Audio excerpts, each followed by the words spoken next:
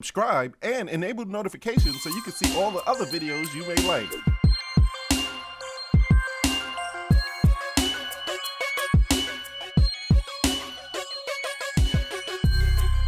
In South America, most people are descendants from Africans and have a little bit of European and indigenous American mixed in.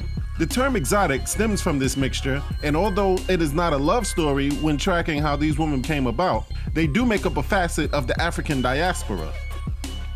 The African diaspora used to mean places in the world where Africans ended up through slave trades and global sailing.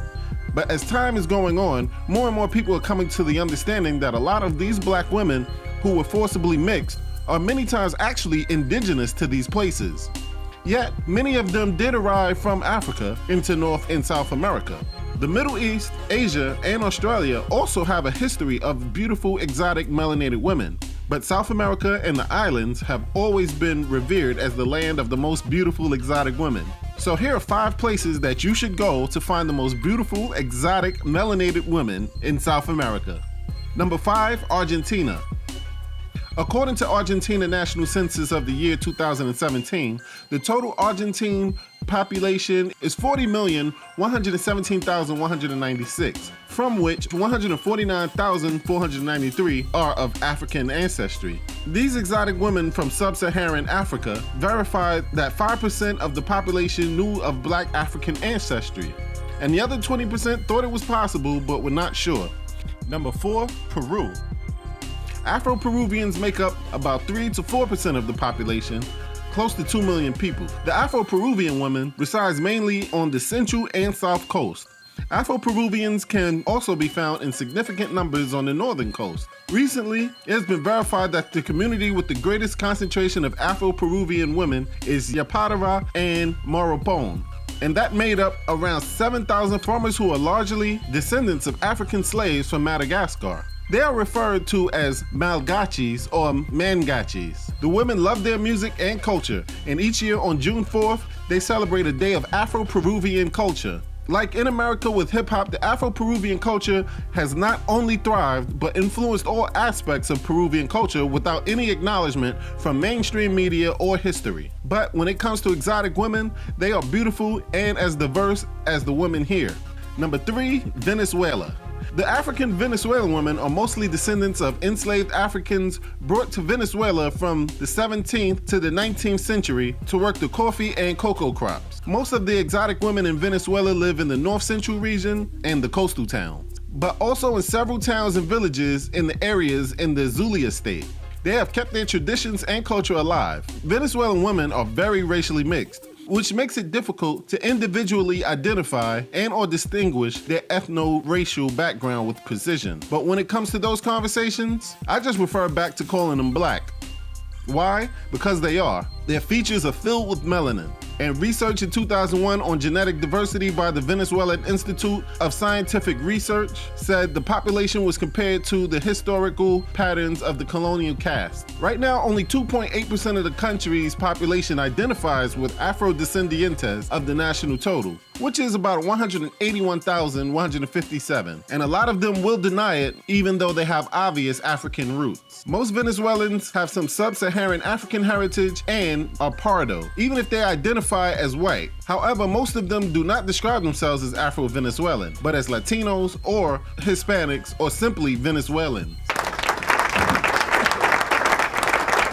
This episode is brought to you by what used to be called travel hacking, but is correctly named award stacking. Save thousands of dollars on flights while rapidly improving your credit. Personally, this system has changed my travel life. Right now, the system is over 50% off. Click the link above and start traveling non-stop for so much less.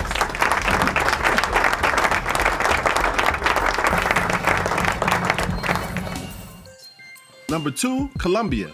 Afro-Colombian women make up about 10.6% of the population, almost 4.9 million people according to the National Administration Department of Statistics. Most of them are in the Northwest Caribbean coast and the Pacific coast in places like Choco, although considerable numbers of them are in Cartagena. Approximately 4.4 million Afro-Colombians actively recognize their own black ancestry as a result of interracial relations with indigenous Colombians and the barbaric relationships with whites. They have been historically absent from high-level government positions. Many of their long-established settlements around the Pacific coast have remained underdeveloped. Afro-Colombian women have played a role in contributing to the development of certain aspects of Colombian culture. For example, several of Colombia's musical genres, such as cumbia, have African origins and influences. The good thing is a lot of Afro-Colombian women are black and they're proud of it. And number 1, Brazil. Brazil has the most black people in their country outside of Africa. Afro-Brazilians make up more than half of the Brazilian population. And with that comes some of the most beautiful women you will ever meet in the world. A lot of Afro-Brazilian women are very proud of the melanin coursing through their skin. This melanin is why they are considered the most exotic women in the world. If you ever want to meet the most exotic looking women in South America, there is no other place like Brazil to find that woman.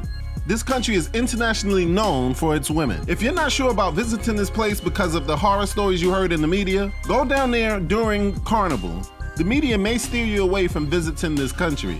They'll tell you about the crime, they'll tell you about drugs, and they'll tell you about the poverty. But what a lot of them won't tell you is that Brazil has more of an African population than the United States does. All right, so the question of today is, does exotic and the term mixed belong in the same conversation? African Americans, although also mixed, will usually never try to keep ownership of the nationality of the people who decimated our ancestors and did unspeakable acts to them. So why do people from other black cultures consider themselves mixed while everyone else will only acknowledge them as black? To me, all black women and people are exotic. After others have attempted to commit genocide on us, we still survived and to me are the most beautiful people on the planet. Just because we got off of different boats in the Americas does not make us a different people.